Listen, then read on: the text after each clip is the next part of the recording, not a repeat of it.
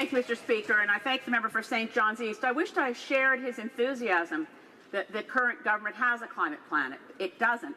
But nothing makes me sympathetic to the Liberals' attempts to deal with climate, which is a current crisis, than hearing the Conservatives take strips off them for the few things they are doing. There is no question, and I heard the honourable member from Fort Saskatchewan, Sherwood Park, claim that emissions went down under the Harper years. That's true, and I don't think former Prime Minister Stephen Harper wants to take credit for the global economic collapse, which was the only reason emissions went down at all.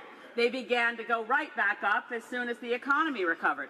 There was no sector-by-sector regulatory approach. It was a series of press releases.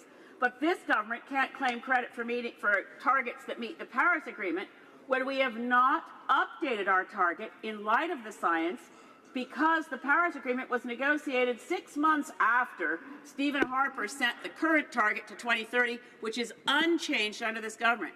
So I ask my colleague from St. John's East if he will join me in encouraging our Minister for Environment and the Prime Minister to update Canada's carbon target so that it is consistent with the Paris Agreement we signed.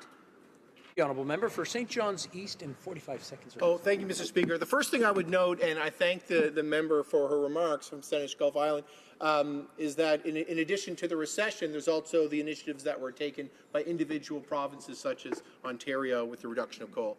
With respect to the issue at hand regarding the setting of the targets in order to meet our goals, I think most Canadians agree that that whatever we've agreed to in the Paris Climate Agreement needs to be committed to, that the current initiative that we're proposing on pricing climate does not, as designed, go the entire way.